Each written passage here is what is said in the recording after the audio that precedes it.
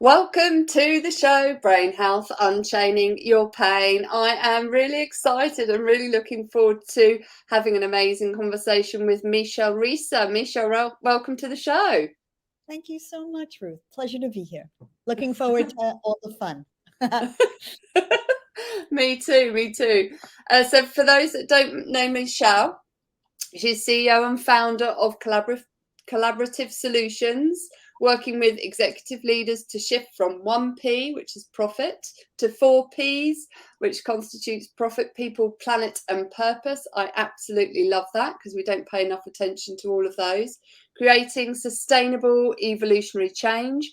She's a worldwide executive speaker, has presented at the World Economic Forum, Viacom, Forbes, Barclays, and TEDx in Manhattan, including a 6-month program at the New York Stock Exchange. And on top of that, she's also an award-winning co-author of Conscious Entrepreneurs, a radical new approach to purpose, passion and profit, and a TV producer since 1998. Wow.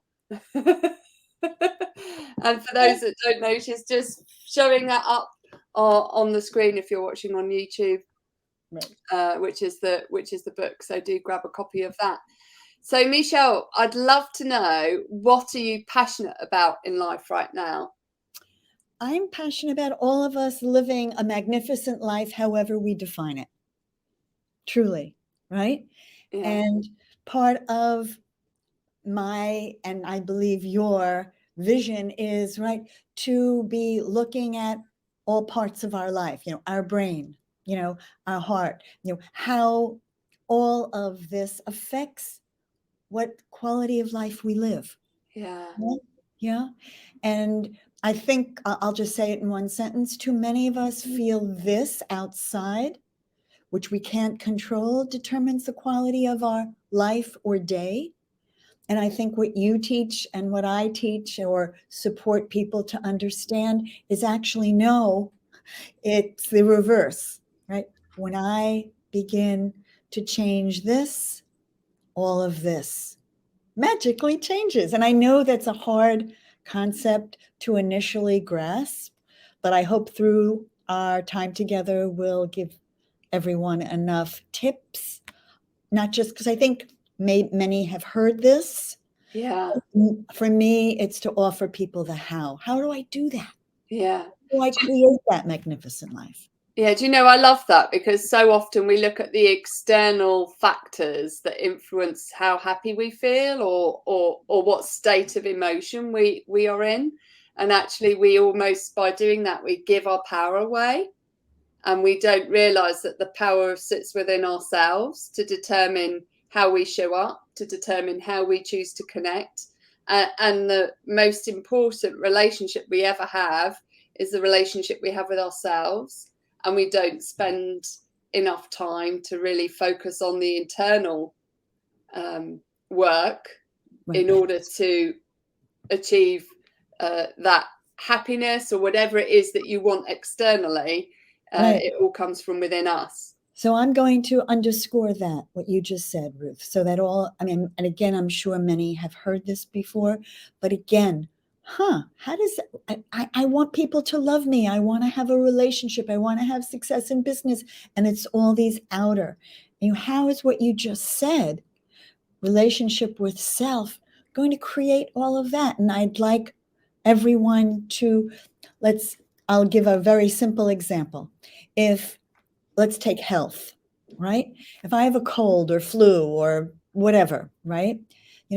And someone, walks into the room and says, "Hi, Michele." And I'm like, "Oh, not quiet, please, lower, I'm miserable, right?" So notice, person came in, what determined my response or reception to that person who said, "Hi, Michele"? My inner health, my inner state, right? And just imagine when I'm healthy, and let's say you and I right now, someone walks in and goes, "Hi, Ruth. Hi, Michele." We're both, "Hi." Right? So how can we now at least agree there's no reality? right? That person walked in, same situation, and I experienced my moment, that person so differently based on my inner state. So Yeah. maybe just that, it was like, okay. So if I can, I'll just jump. Now let's say I want that relationship, right? I want that acknowledgement in my business success. I want this coming in, right? I'll say we as humans crave and thrive on love, Uh-huh. right? We need it in our lives. We love when we feel loved. Oh, wow, I'm loved, right? We feel it, right? And so I'll just now punctuate to everyone while we're still early in the TV show is how do you learn to love yourself? Because Yeah. that's what I think we're here to do. So if we agree, I want to feel loved, be loved, feel that wonderful emotion, right? That we all crave. Again, if we're agreeing, it comes from here to inside to outside. We just established that with our cold or flu that we just had. Yeah. Now, if we can say, now let every moment of my day be an experiment discovering which decisions bring me love, which choices bring me love, whether it be food, whether it be sleep, whether it be the activity, whether it be saying yes to Dr. Ruth Allen or having this wonderful or saying no, right? What are all the choices I have throughout my day that can either increase this feeling, right, or decrease it? Do you know, I love that, because when we talk about the three things that are really necessary to help you optimize your brain health, and the first step is to fall in love with your brain, and it's a part of us that we don't pay enough attention to, but also we don't pay enough attention to all of us in the context of falling in love with ourselves. We spend so much of that time externalizing what we think we need, rather than understanding that it's the internal aspect that we truly crave, And, and we're not paying any attention to often for some people, is they're putting all of their energy outwards, and not reflecting any of that energy back onto themselves. and I'll just say, how's that working for you? Right? Because, right, if we're trying to control something that we struggle to control. It's like me trying to control the weather, me trying to control you, me trying to control, I mean, pick anything. My boss, my spouse, my children. Oh, good luck. So I mean, I appreciate again, even if that were what I believe in this moment, and whoever's listening to this, that's what I believe. But at the end of the day, it's how's it working? Is it successful? Yeah. Because I think, again, this journey is about evaluating what's really working and what's not. Yeah. If I'm keep getting sick, excuse me, had a tickle, it's not a sick. If I keep getting sick, maybe I need to ask myself, this is not working. I need to do something different, right? If relationships are falling apart, if I'm not being successful, right? Yeah. Anything is not working. And so we have the ability as wonderful, Albert Einsteiners, right? Yeah. This is I say it, this is our laboratory, everybody. Yeah. And Albert Einstein said the definition of madness is doing the same thing and expecting a different outcome. Exactly. Yeah. So, Exactly. so it's so important. So I'd love, before we dive into this, because I'm really looking forward to this conversation, because it's not a topic that we really dive deep into very often. What does optimal brain health mean for you personally in the context of your life's journey? Okay. So optimal brain health for me is being conscious and aware of my thoughts, right? And let me add, knowing I'm not my thoughts. Ah, Okay. So I've got 1,000 thoughts per blink of the eye. We can debate how many that the is in a number. day. Let's just say a whole bunch. We think a whole bunch of thoughts in every second, right?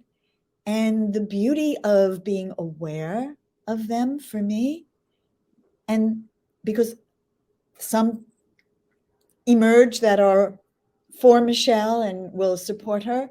And quite frankly, there are other thoughts, not so much, that kind of sabotaging me from old fears, old habits, old way of seeing the world or responding to the world. So again, I'm eating things that are not healthy, or I'm not sleeping, or I'm doing things that are compromising. I'll stay with the health theme Yeah. because I think it's easy to understand. Now, Right. when we don't feel well, we have a very different way of interacting with the world. So if we can Yeah. just keep that theme for the moment, my brain health enables me to go, oh wow, that thought really doesn't serve me. You know, Yeah. right? I'm aware of it, and with the beauty of awareness, I have choice. And for me, choice, Ruth, is freedom. Absolutely. Absolutely. Like Viktor Frankl mentioned in his book, isn't it? Man's Search for Meaning, is that opportunity to choose how you want to show up in any given situation. Is no one can take that choice away from you. Right, Is to choose how you want to feel or how you want to express yourself. right. And we all have a choice. And I'll just say, try it out. And I'll say, and if someone says, well, it happens really quickly, I'll give another tip: slow down. Yeah. Right? We cannot, if we're quickly, right, reacting to everything, we're not leaving that nanosecond to step back and go, do I want to make the old choices that I've always made? Maybe not. Maybe so, but maybe not. So it only takes a nanosecond to pause, and before you make that decision, and I doubt that anyone would say, can you give me literally a moment to think about that, and just think and then respond? Yeah. I mean, anyone who gets upset with you because you want to be thoughtful, just say, I want to be thoughtful of my answer, and really, really provide you with the best answer possible. Won't take that as anything negative at all. Yeah. Do you know what I think that is such an important point that you just mentioned there in that taking that time and to slow down, and just in terms of how your brain works, is our brain is typically working in an unconscious state for most of the time, and it's really important that we give ourselves that opportunity to slow down, because it activates the conscious state of our mind, which is the prefrontal cortex, which is a much slower response, because that part of our brain, which is in our forehead, is newer, and it takes signals longer to get there for us to have that cognitive thinking and awareness. And so having that opportunity to pause is absolutely vital in the context of being human rather than being reptilian and Right. being on auto response, And I'd because we say, have to have that yeah. opportunity. And I'd say, add a breath. Research has found that when we just, if you said, oh, let me just think about that, and just went, just took a breath. Some say 3, but that's still not a long time. That's not, I'll get back to you in 20 days. 20 seconds, if it were, is still a reasonable amount of time to be more thoughtful. Yeah. In And especially, for anyone who's dealing with someone who is a conflict seeker or wanting a quick response, and they're getting, their levels of agitation are increasing. It's really important that you don't match them and meet them exactly. where you're at, but you use that pause to calm yourself down, and then help the other person calm themselves down, so they have the time to think too about how they want to respond, because it works both ways, doesn't it? Absolutely, absolutely. And I mean, I can't tell you how many times I refrain and say, would you mind if I get back to you by tomorrow? I mean, and maybe there requires, in some instances, a shorter time frame. I'll get back to you in an hour. Yeah. Right, Ruth? If it's really important, I don't know that anyone would be insulted that you want to, again, give Think more, about give more attention to this issue rather than less. So yes, I think so. Anyone out there, give it a try. Let us know. Pause, breathe, Breathe. do 3 breaths if necessary. Or another thing that I think can be really helpful is taking yourself away from the situation, if that's humanly possible, is to say, do you know, I just need to leave the room, or you know, if it's a conflict situation, to give yourself that time to pause and to think, and then to come back, especially if it's children related. You might say, do you know, I'm going to think on it because your behavior is not helpful, but there's consequences associated with that, but I'm going to think of what those are so that you don't automatically react in a negative way that's not conducive to supporting a loving, kind relationship with the person that you're working with, that you're communicating with. Right. And so taking yourself out, like I said, come back in an hour. Can I get back to you in an hour? Or whatever the time frame is appropriate. I agree. And I just lost what I was going to say on top of that. Yeah, to you're saying how when I slow down, the other slows down. And I just want to again underscore, again, we think the outside will determine, but when we approach a conversation with greater calm and greater peace and just hold the intention. You know, there is the expression I'm sure many have heard, be the change you wish to see. So if I come to you saying, I want you to be authentic with me. We often say, you know, Ruth needs to be authentic. I, want her to really be herself, right? I'm focusing on who I want you to be. Again, we're suggesting, I believe, if I shift and say, let me show up authentically. Yeah. You will feel that just as much as I would when you do. So we feel when the other person shows up. So if I want you to be authentic, the most promising aspect or step that I need to take to ensure that is if I show up authentically. So if I want you to be honest, I'm honest. And I appreciate people say, oh, that doesn't always work. And I'm going to say, of course it doesn't always work. First of all, we're not accustomed to, right, slowing down and just taking that in. Right.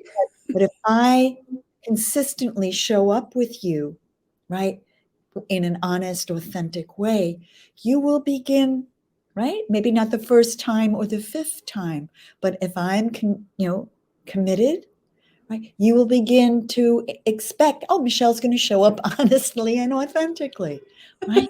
Yeah. So again, I'm just going to say in this laboratory that we're all in, give it a try. See? Yeah, I think it's so important. I'd love to dive into your story now that got you to the 4 Ps that you mentioned in the introduction, which was, shifting our mindset from maybe one of them, which is typically tends to be profit, to all 4 of them, which is the profit, people, planet, and purpose. Right. How did that journey evolve for you? It really, and I understand, and I think all of us, if we take a step back, can understand that money has driven our societies for a while, right? And why would I now suggest caring about the planet or people or having a purpose, right? And I'm using that within the corporate world, which is going through a shift. Many of us see a change since COVID, but I'll just say it's expanding beyond a more limited focus. So again, I'm only going to be happy when I'm rich. And I'm now suggesting, even for me, I expand that to be, might I care about my health? Might I care about my relationships, people? Might I care about the planet? Because goodness, if my house floats away, that might be a challenge. So I'm just offering, though this is a focus on business, this expansion to not only have money be the answer is the common denominator. I would say the story really is from my personal change. It happened here where literally, I was lying under my ficus tree. I have a tree in my home. And, I one day, though everything on the outside appeared to be quite successful, I basically said, I'm committed to living a magnificent life, and this ain't it. Mhm. This ain't it. What And was your definition of success before you had that pivotal moment? What was it for you before that? to be honest with you, I mean, I had all the accoutrements that society said I was to have, and there was just still an emptiness. There was something not there, and I couldn't really put my finger on it, but I knew enough to say something's missing. And I just want to again underscore that for everyone who's still with us here. You don't need to have the answer, right? We think we do. Oh, what exactly is wrong, Michele, right? But it's just if we connect to that feeling and trust it. And again, laboratory, Albert Einstein asked a lot of questions. What is missing? Right? Yeah. And I'm sure with his incredible formulas, he tried various variables, took an X, took a Z, took a Y, put all sorts of, right? Oh, I don't know what the answer is. And he tried different formulations. So not knowing, right? Really not knowing what was missing. This is the beauty of our lives when we're willing to say to ourselves, something's wrong, help me here. The Yeah. universe does. Now, again, I appreciate we want it to be, magical, and we want this little guy to show up and go poof. But he doesn't often show up, but he does in a different way where in my situation, and I'm going to be very transparent, within a short period of time, I was diagnosed with cancer. Ah, And that, we all know that we get wake up calls in our yeah. life, right? And sometimes when we ignore the more taps on the shoulder, sometimes the universe hits us over the head with a 2x4. Yeah. Do you know, I love you saying that, because I like to say to people that is that, your body really shouts loudly because your mind isn't listening. Yeah. Yeah. And so it's been that journey of having a 2x4 hit me over the head to re-examine what it is to live. I mean, Mm, let's just take that. I mean, many people will, if they imagined getting such a diagnosis, we think about death. And I'm going to, instead of, yes, it's ooh, is my first reaction. But ultimately, Ruth, what it had me realize is the preciousness of life, yeah. right? And I think that's why we have death, right? So that we can not take it for granted and simply um, uh, feel we'll live forever. We may not. Yeah. None of us know, and at any age. And so it just as horrifying, and I appreciate and scary as that is, might we also see that it's an opportunity to begin, and I'll say, wow, I can sit. Wow, I can walk. When you go through a debilitating health crisis, you begin to appreciate your ability to move, lift Mm, something up that now hurts when you lift something up. Everything is connected to everything. So walking again, I mean, until I got to run again, just all of it, right? From walking, excuse me, to running, you get to appreciate this body, this mm. life that, again, I say many of us can take, I have eyes to see. I'm swallowing, I'm breathing. Yeah. My Do you heart. know, I love that you mentioned that, because, so often people, that we often say they don't know what you've got until it's gone.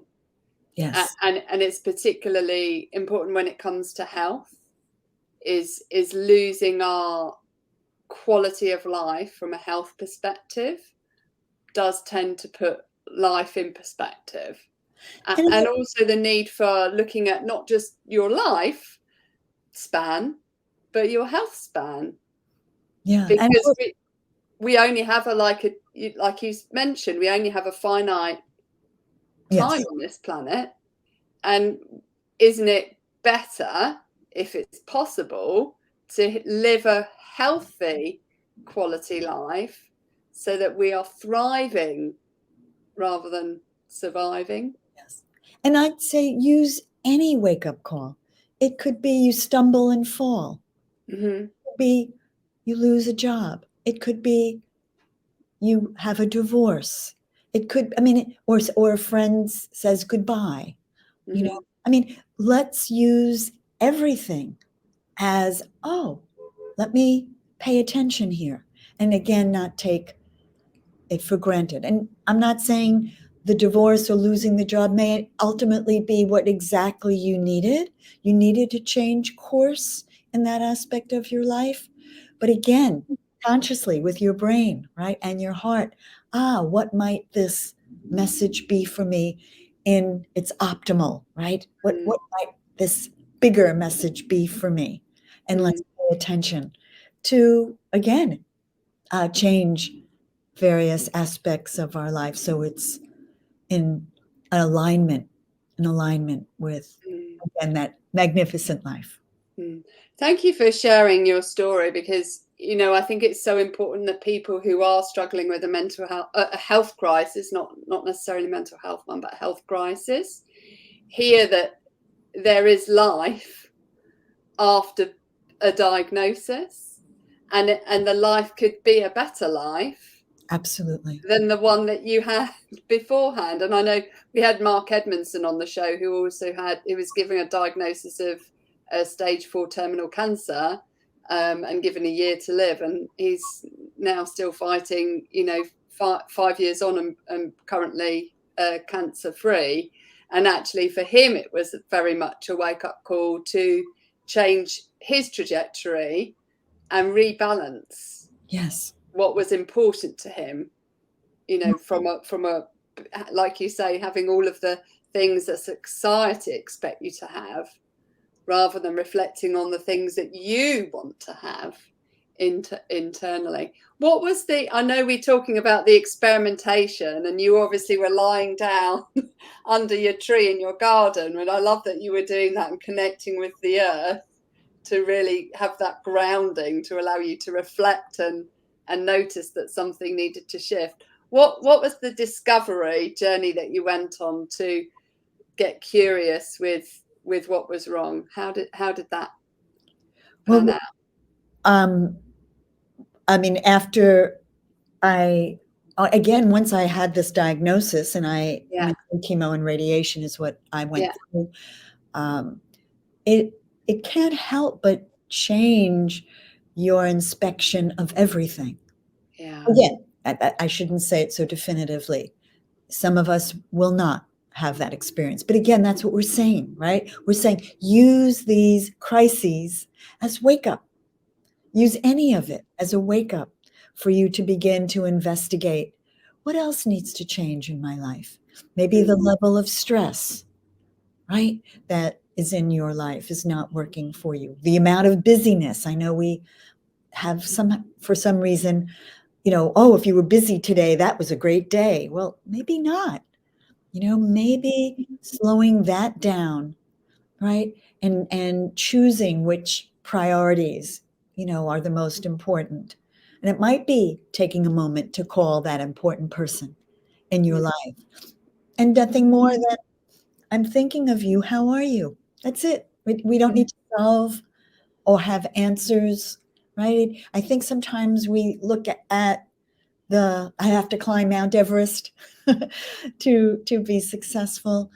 It's more often, and I know we've probably heard this, but just think about it. It could just simply be that smaller, that smile, or, I mean, I'll just say I live in Manhattan, and I was walking down the street coming back from the hospital, actually, and uh, it was someone who was clearly on drugs, really spaced out, and he was attempting from a kiosk on the corner to purchase coffee in a bottle. Starbucks gives you that, cold coffee in a bottle.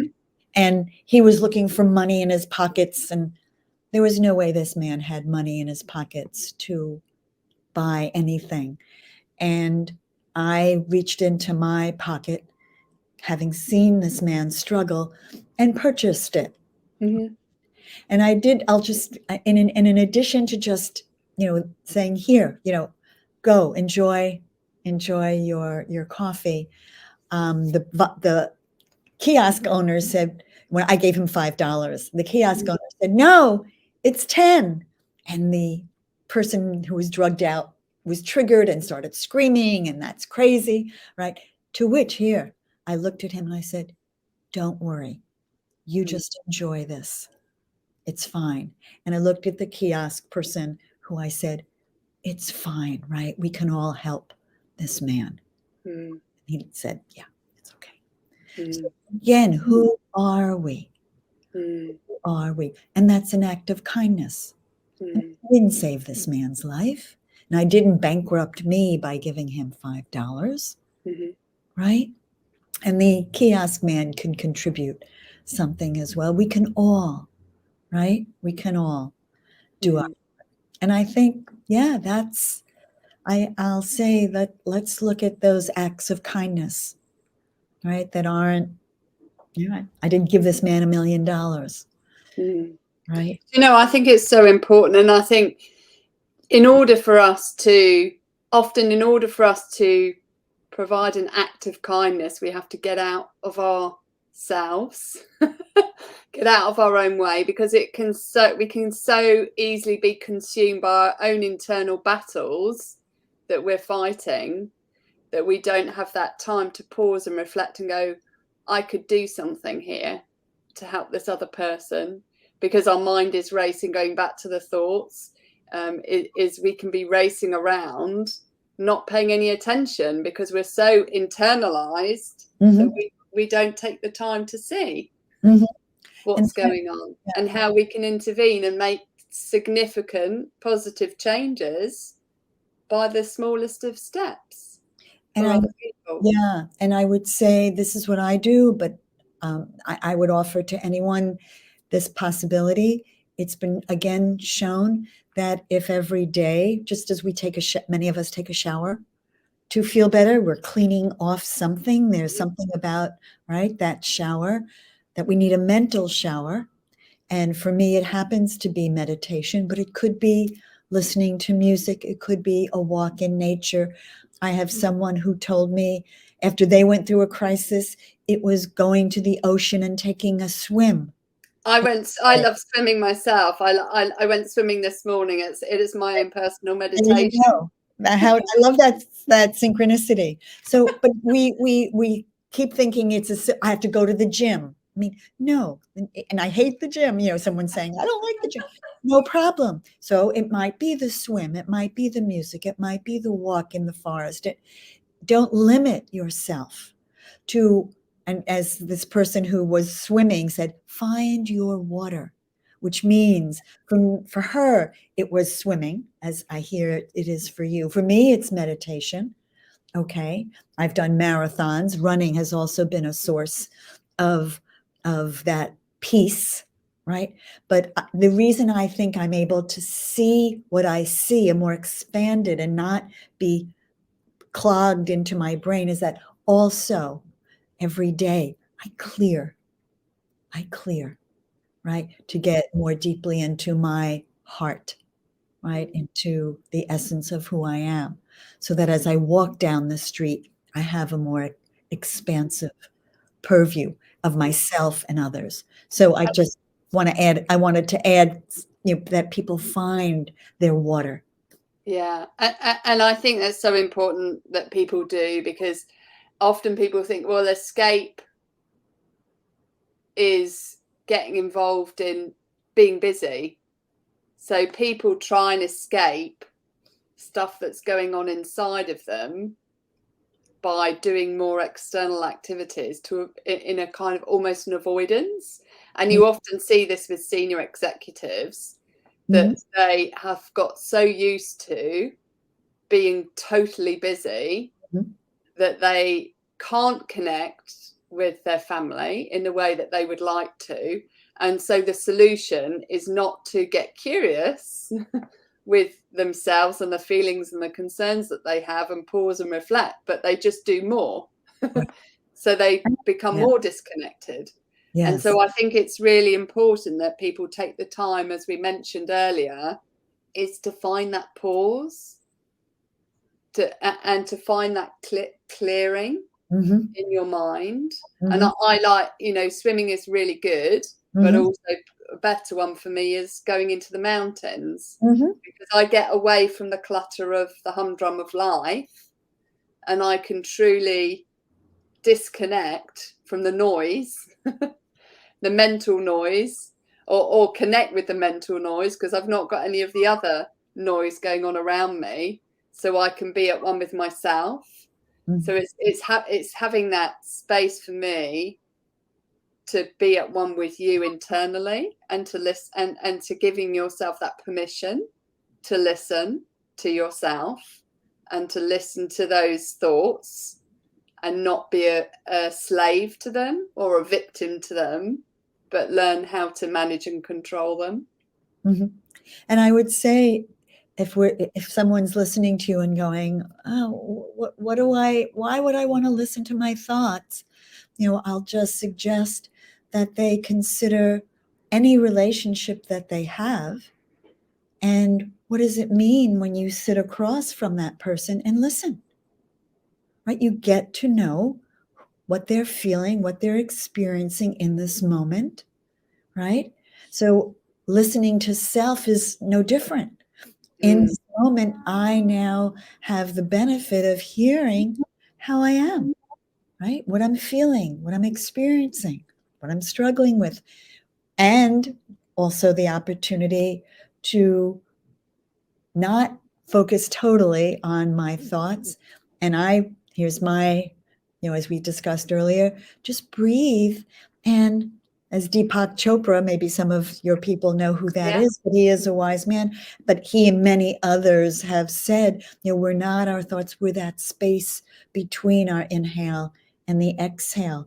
And just go into no thoughts. And again, experiment. How does that feel? And I appreciate it'll be hard to do it for more than a nanosecond. But just again, experiment. What happens when you're just with your breath, right? And just in a space. What might that be? Instead of, as you're saying, the just keeping more busy and avoiding. I don't want to really hear how you're feeling, right? So again, think of yourself as you would your best friend.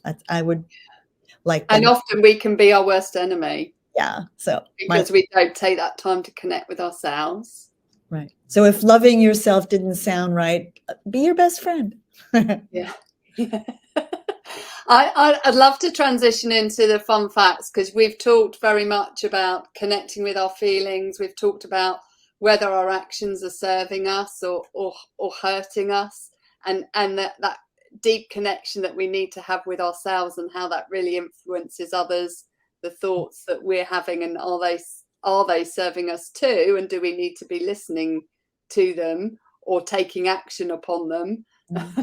And also how our surroundings affect how we show up, whether that's the surroundings externally or the surroundings within internally too. So we're looking at the 5 pillars of brain health, remembered by the mnemonic facts. So I'm just going to dive into the first one, F, which is feelings, which is the one that really defines us and is the sort of foundation of it all. What feeling or emotion for you is most important to you in life, and why is that?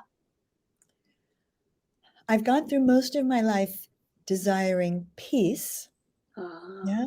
But as I've become more and more connected to who I am, I've said, I'm at peace. I'd like joy.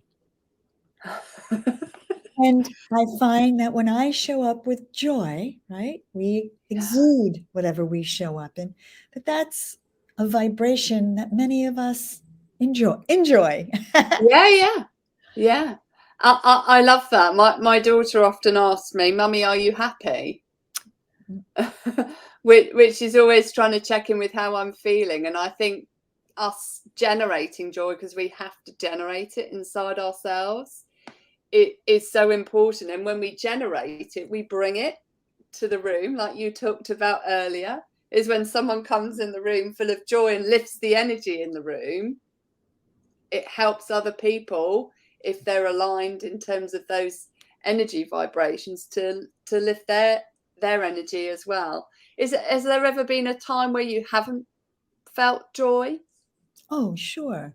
I think we feel, and I want to feel all of them. You know, I Yeah. want to feel adventure and excitement. I want to feel despair and hopelessness. I mean, I think we're here, Ruth, to experience all the emotions. I mean, this is a Yeah. rich, rich world, right? So that when we encounter others in those situations, we understand, right? Too frequently, if we say, "Oh, I only want to be happy," right? It's not realistic. I mean, we experience, I think, as humans, disappointment, you know, or discouragement, Yeah. right? Or fill in the blank. And so I really would say the more we're open to all of them and not fear, even fear. Yeah, do you know, I love that. It's so important. I love that you say that it's important that we experience all the emotions, because just because we fear something doesn't mean it's a negative emotion.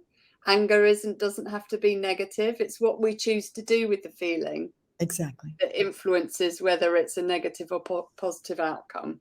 Exactly. I love that. So I'm going to dive into connection, because we've talked about that a lot. So connecting to yourself, that's the third pillar. What's the most important value that guides you in life? Love. Ah, I know it's a 4-letter word, and used often. But again, I'm going to say we need to discover our own definition yeah. of love. And I think it's a multifaceted, meaning I love myself in every aspect of life. How would you define love for yourself personally, if you don't mind sharing that? Sure. It's feeling that I'm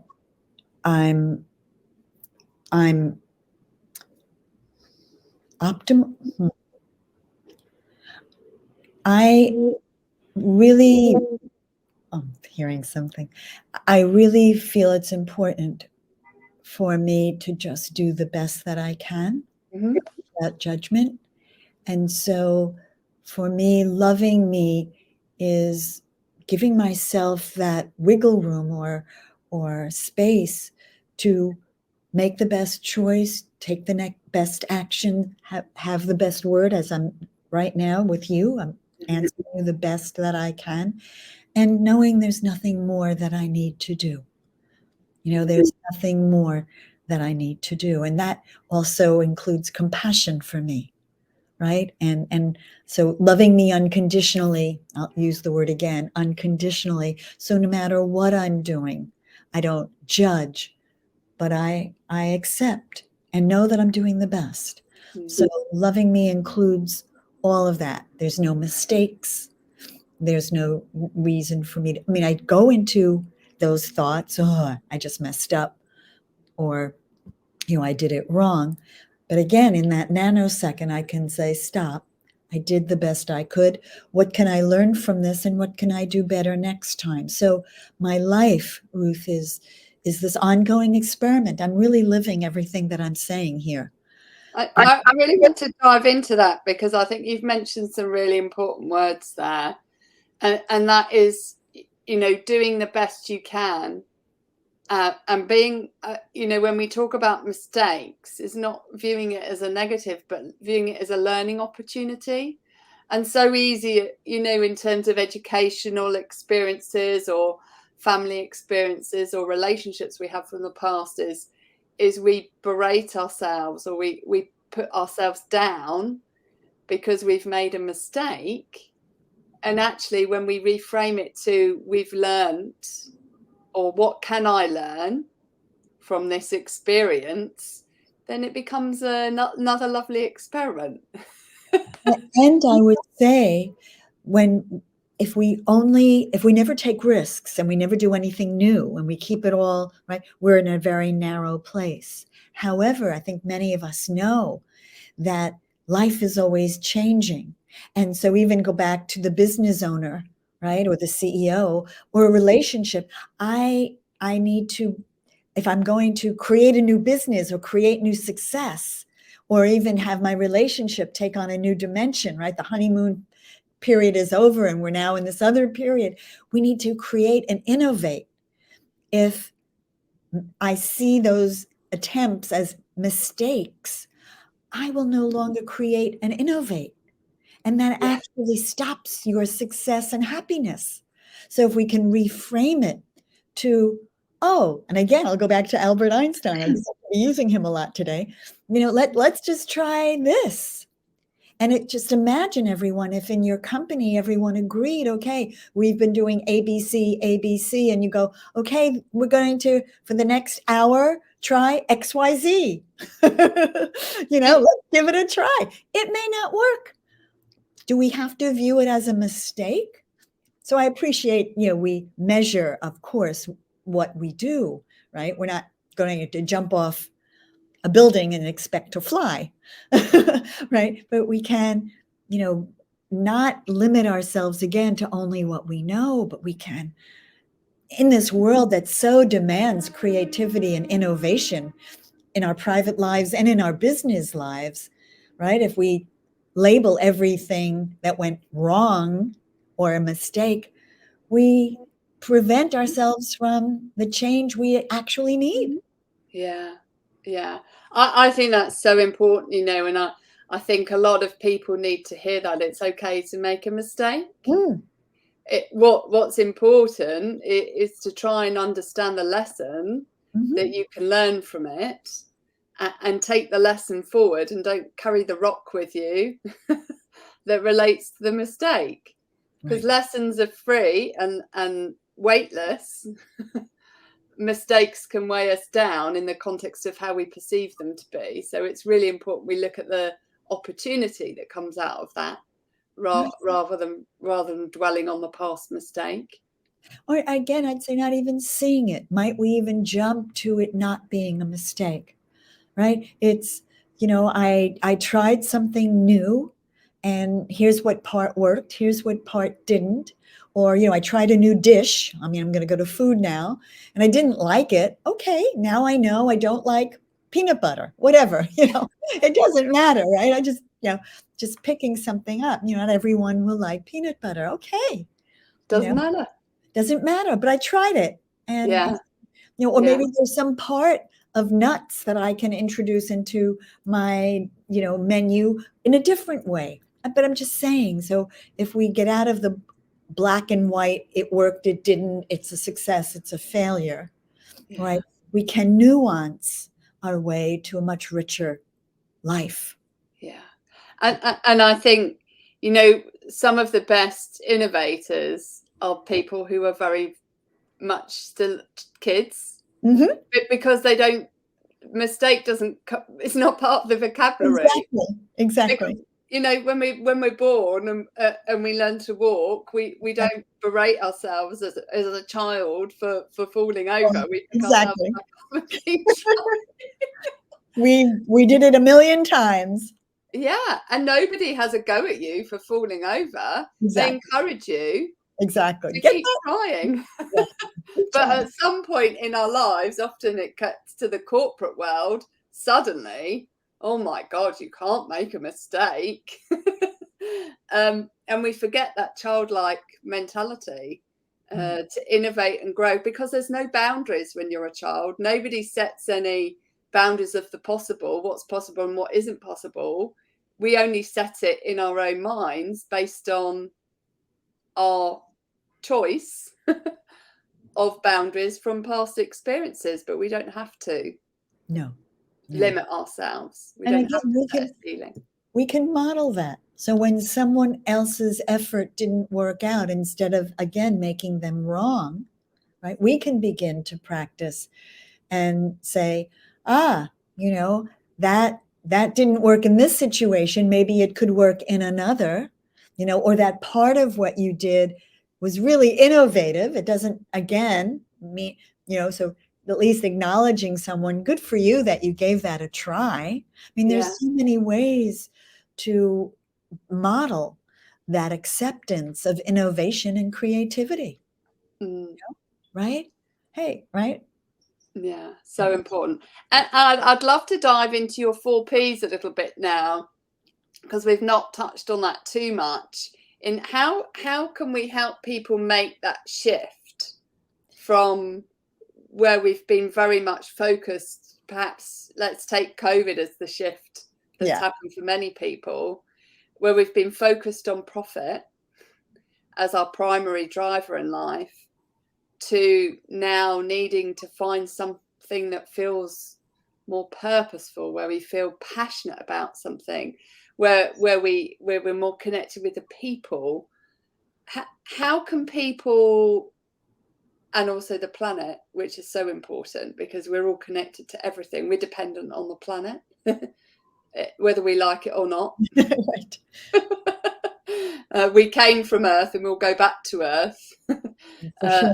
We're just a transient being in the evolution of life. So how can we help people shift their mindset from what may have been very linear in the context of what makes me happy, for example, to something that's much more multidimensional? I think COVID has helped us tremendously. No doubt has brought death and pain. I'm not negating that at all. And many are still suffering with it. However, what COVID did was we had to take a step back. We had to stop. We had to not be busy, many of us. Yes? Not all of us, for sure, but there was a majority of us that had to, all over the world. And it gave us time to reflect. And in the business world, since we're talking about that, what is the importance of people? And if we recall what occurred right after COVID, there was the great resignation, it was called. People were no longer going back to their jobs, and businesses were desperate for talent. Yeah. So the universe is helping us recognize the importance of people. So again, not how perfect that setup was, where businesses said, wow, I realize as important as my building is, my equipment is, my data is, my money is, if I don't have good people in my business, I can't succeed. My people are really important. So that P, became very prominent and still is. The unemployment rate is still quite low. And as we enter, and many believe, a recession, that will change, the amount of jobs that will be available. But at least even till now, it's still, people still are hiring and needing people. That will change. But the importance of people as an asset, not your building, not your equipment, which used to be, on your balance sheet as your assets. So more and more of us are seeing that. And we don't know how to still crack the code of human potential. And that's actually what I do. I help businesses see how to help people discover their potential and what they can do. And that's my way of also saying, even when we realize, wow, it's not just money, but people are important too. And I'll go to the other P's. We need to learn how to do that. Right? And it starts with, of course, no one will be surprised when I say discovering, how did I discover my own potential? And once I have gone further in that regard, I'm certainly have the abilities to better help you discover yours. And listening, so much of what we've been talking about, Ruth, has been the tools to do that. In terms of purpose, it follows very much, right? the belief that we all have a unique gift. And again, maybe many of us have heard that and we're saying, well, I have no idea what mine is. And again, I'd say, wonderful. Can you just be uncomfortable enough to not know, but stay in that not knowing and just receive? Again, maybe those subtle taps on the shoulder or the 2x4s over your head that might help you see, right, what your purpose, what contribution, right, what unique skill you Yeah. can provide. Yeah. And finally, the P is for planet. And I think many of us have seen the hurricanes, like most recently in Florida, Puerto Rico. There have been droughts, there have been fires. I mean, we've had flooding, all the vast varieties that our planet has now been showing us. And as we already said, how can we ignore this out of balance that we've been in, and begin once again to not take our planet for granted, right? And not keep drilling it and might we, and I guess I notice I said that, might we find a way to harness what is natural, our solar, right? Our wind, the water. I mean, we can find, and we are finding ways, which we haven't because we, for whatever reason, focused on fossil fuels. But now many of us are discovering, there are these resources that are plentiful and will not harm, not create carbon, will not do our atmosphere harm. And so we can continue flourishing and thriving without destroying our planet, right? Yeah. The air that we breathe, the water that we drink. We need clean water. We need clean air.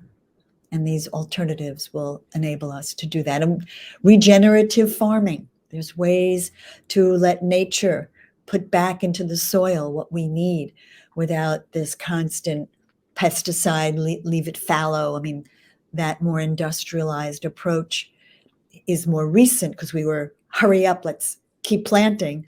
But when we come back to nature, you mentioned it, you love going through the forest.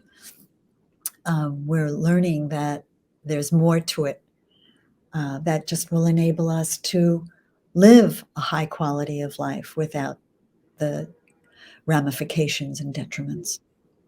Do you know, I think that's so important, and establishing an ecological balance between ourselves and the planet is absolutely vital. But we're talking about balance at every level, at a people level, a balance at an organizational level, a balance at a ecological level, from in terms of not being,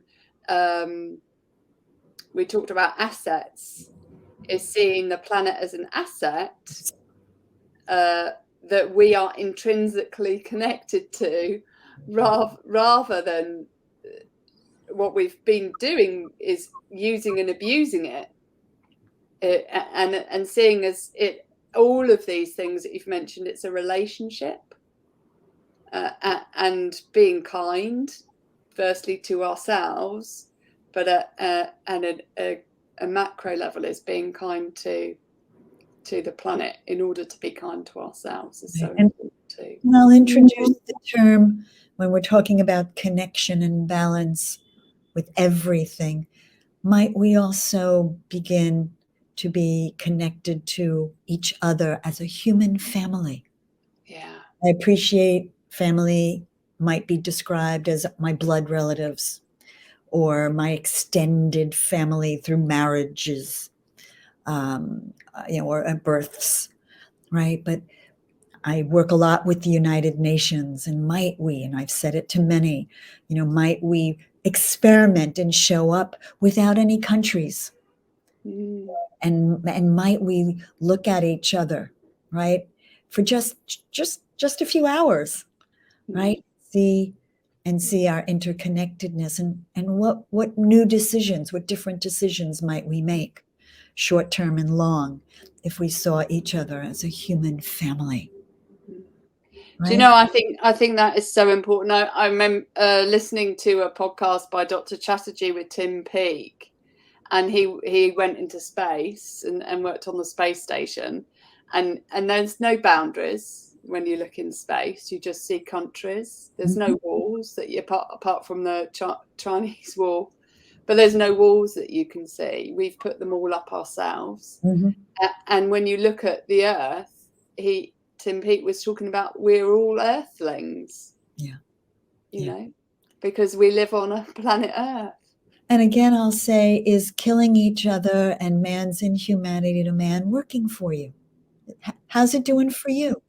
Right? Yeah. When we see that, and might again, and today, take one small action towards living as a earthling, within a human family. Just do one thing that comes from that vision and see how that feels and how that might change your day. We don't need to, again, do the big things, right? We can just start with that one thought, even if it isn't an action, that one word, and maybe that one action. Michele, this show is all about brain health and unchaining your pain. I'd love to know, what one piece of advice would you give to anyone who's struggling to fall in love with themselves? Struggling to fall in love with themselves. Oh, goodness, right? We do. I mean, let's again say many of us grew up to love someone else, love our parents, love our siblings, love our own limited family. So the self-love was not, at least in my family, and I think many, taught at an early age. Ruth, I really feel we've given so many tips to how to do that. So slow down, take a breath, find your water, realize that every loving decision will give you more of a feeling of love. And once you begin to feel what a loving decision feels like, you will want more. You will want more of that. Because again, I believe that's an intrinsic human desire and enables us to thrive. So experiment on what it looks like to love you. And again, start small. Just as we were talking, you said, right, we were going from crawling to walking. We just kept at it. And lo and behold, right, we went from crawling to the majesty of what it was like to, right, be upright and to walk the earth. So give it a try. Michele, I've absolutely loved this discussion. I think I could talk to you for hours. I've really enjoyed it. Thank you so much for sharing your wisdom. How can people get hold of you to learn more about what you do?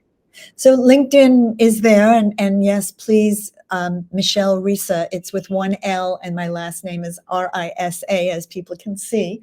So please connect to me on LinkedIn. Be happy to do that, which is very easy and lovely.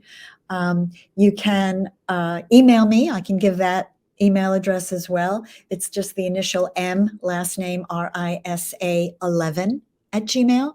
Again, just the initial M, Risa 11 at gmail.com. Love to connect with you that way, or visit my website. And I know you have all of that in the show notes. So love to talk to you and help you. We're all connected. I practice what I preach. So yes, each and every one of you makes a huge difference. Happy to see how I might be able to help you take that next step.